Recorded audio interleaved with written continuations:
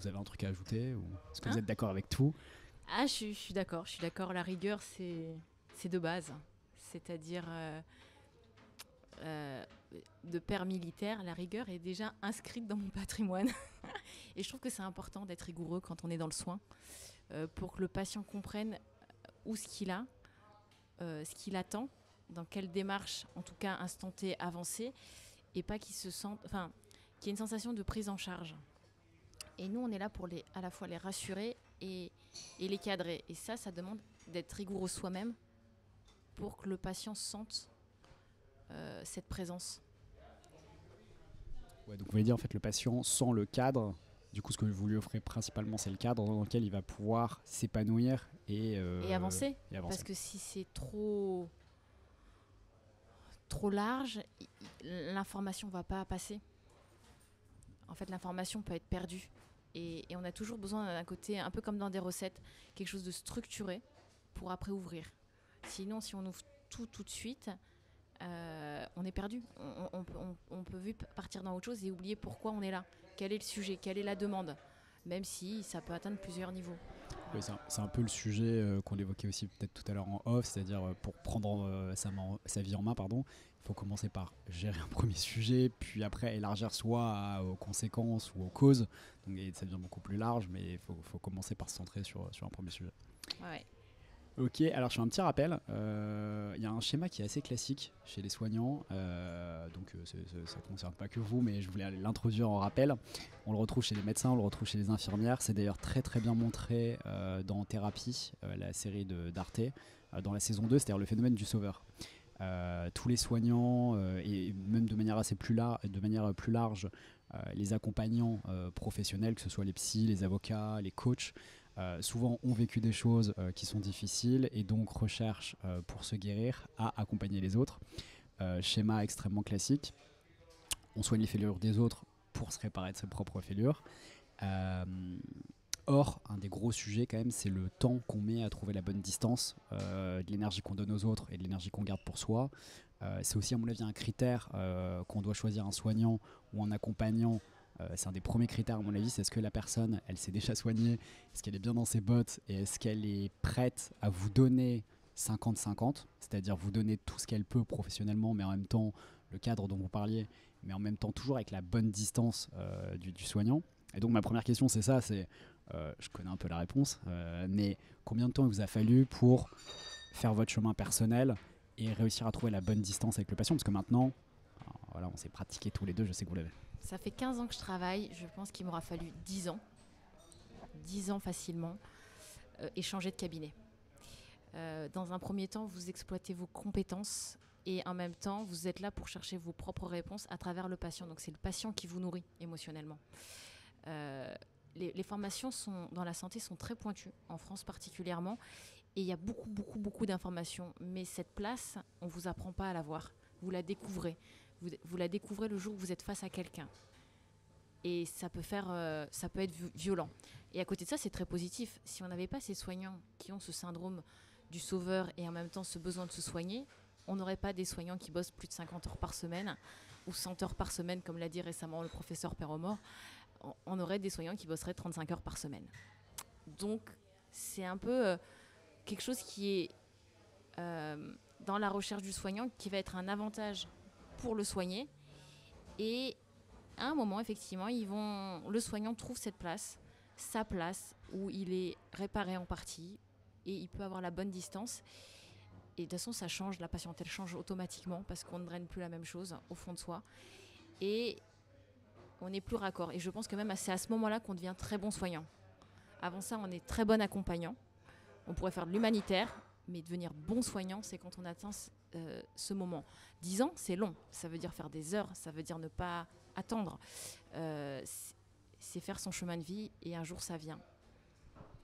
On peut avoir des soignants qui ne le font jamais et qui arrivent à 50 ou 60 ans, qui sont toujours dans ce syndrome du soignant.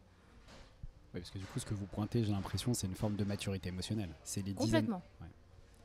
Mais on n'est pas accompagné en tant que soignant dans cette démarche. On est accompagné pour nos compétences. On ne sait pas ce qui nous arrive quand on arrive qu'on soit à l'hôpital ou qu'on soit salarié. On ne sait pas ce qui va arriver réellement dans le soin. Et on n'est pas préparé à ça. Donc cette maturité ne peut arriver que très lentement face à un malade, face à des cas que l'on peut voir. Et donc c'est là où vous apprenez sur vous-même, sur votre gestion, vous vous réparez aussi, et en même temps vous avez d'autres réponses qui sont plus médicales ou spirituelles. Mais ça c'est long, Ouais, c'est deux sujets qu'on va évoquer plus tard. Alors merci pour me faire cette passe décisive. Donc si je comprends bien, le corps de l'autre et le corps du patient, c'est la matière qui a le plus fonctionné pour vous, c'est la bonne matière pour vous connaître et pour avancer.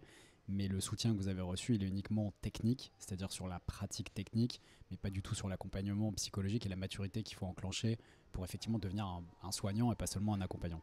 Totalement. Ce qui me fait du coup une transition parfaite. Une question que je me posais à chaque fois que je vous vois. Dès que j'arrive, vous savez ce qui va pas. En un coup d'œil, vous remarquez les déséquilibres du corps. Est-ce qu'il y a une déformation ? Est-ce que vous imaginez la vie des gens ? Toujours. Ce qui se passe du coup en dehors du cabinet ? Toujours. Et qui entraîne du coup les causes, les symptômes. Et comment ça se passe ça dans votre tête ?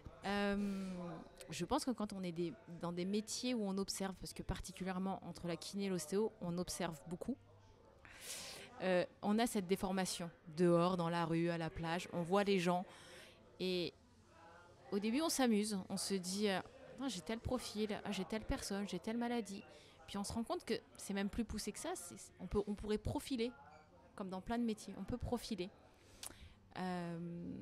Après, de là à voir ce qui va et ce qui ne va pas, ça c'est des années.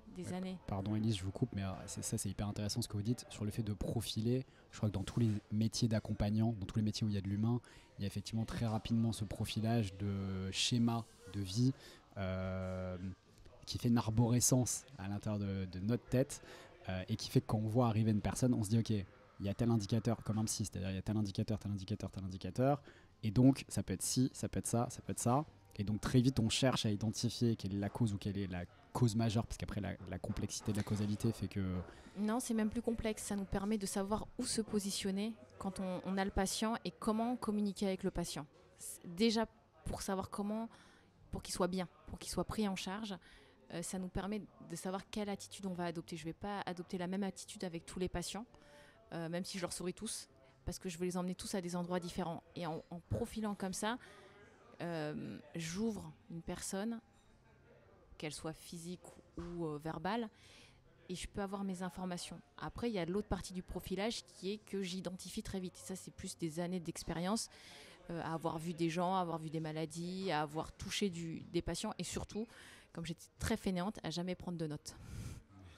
Du coup, on retient. Voilà. Et ça aide aussi beaucoup parce qu'on fait appel à une mémoire qui n'est pas ces notes, qui est autre chose, qui est, je sais pas, mais qui n'est pas, j'ai lu ça dans un bouquin, qui est autre chose. Ouais, qui est un mélange d'expérience, d'intuition, j'imagine. Oui, il y a un ressenti. En fait, au-delà de l'intuition, c'est du ressenti. En fait, on capte l'autre. Et est-ce qu'il y a une sorte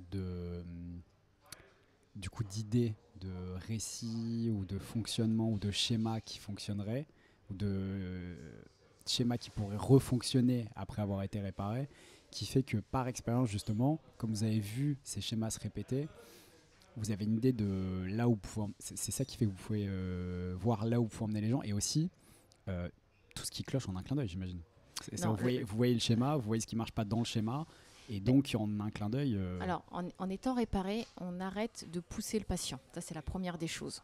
Donc, ça évite de se fatiguer. C'est important si on veut bien l'accompagner. Ça évite d'être son coach. Il y a des coachs, c'est très bien, on n'est pas là pour être coach. Donc, ça évite de perdre de l'énergie. En étant réparé, on évite d'avoir un effet miroir, là où le patient pourrait avoir un transfert.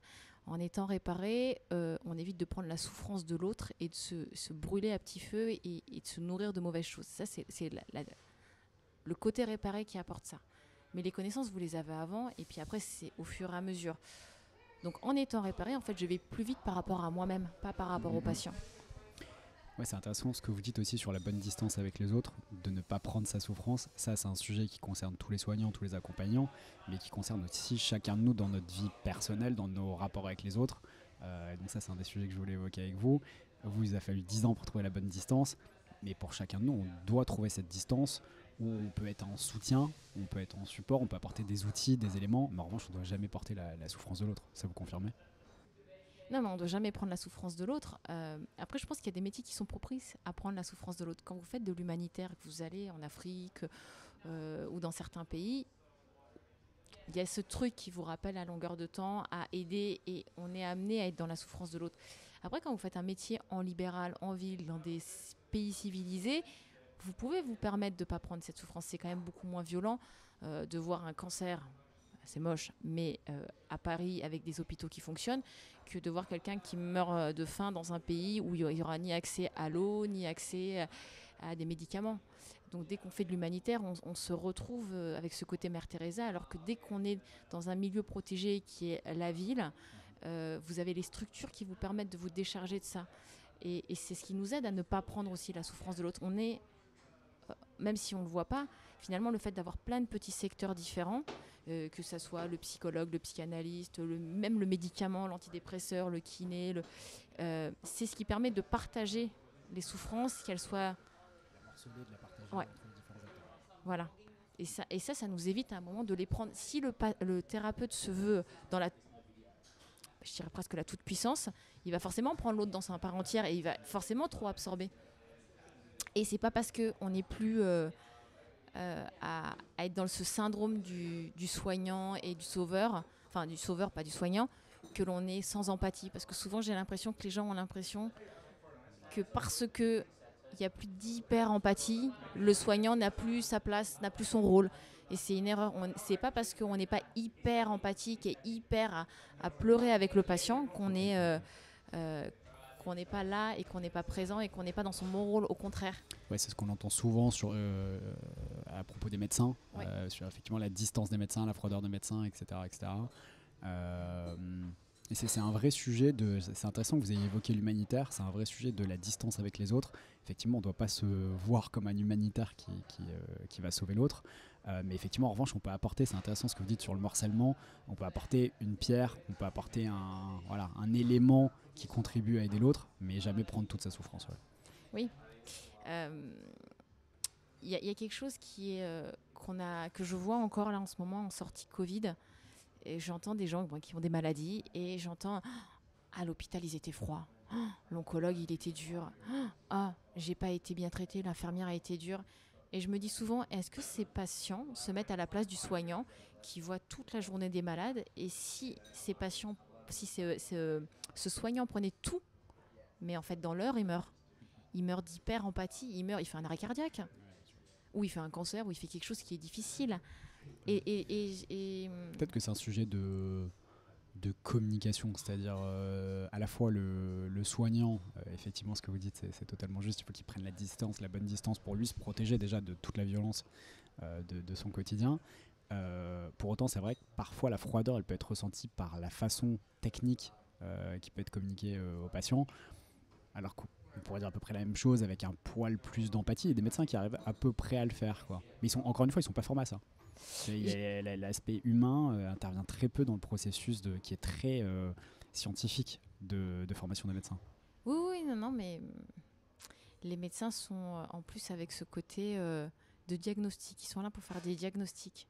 Nous, en kiné, en ostéo ou les infirmières, elles sont là pour répondre de manière pratique, donc dans l'accompagnement régulier. C'est ce qui fait aussi une différence. C'est ce qui va rendre le côté plus froid du médecin. Oui, il n'y a pas de quotidien dans l'approche du médecin. Ouais.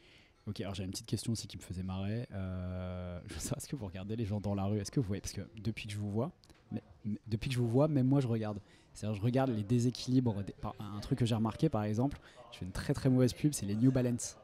Je sais pas si vous avez remarqué, les New Balance, la gomme très vite de la chaussure s'affaisse du côté où le corps pèse le plus. Donc quand vous regarderez, vous verrez dans la rue, les gens qui portent des New Balance, c'est hyper nocif parce qu'on voit que vraiment leur corps est pas équilibré. Et donc est-ce que vous regardez aussi les déséquilibres des gens dans la rue? Est-ce que ça va jusque là? Oui, ça va jusque là. Et je me souviens, quand j'ai connu mon mari, on s'était posé du côté des écoles militaires et je commençais à regarder les gens. C'est quelque chose que je faisais en ostéo avec mes amis.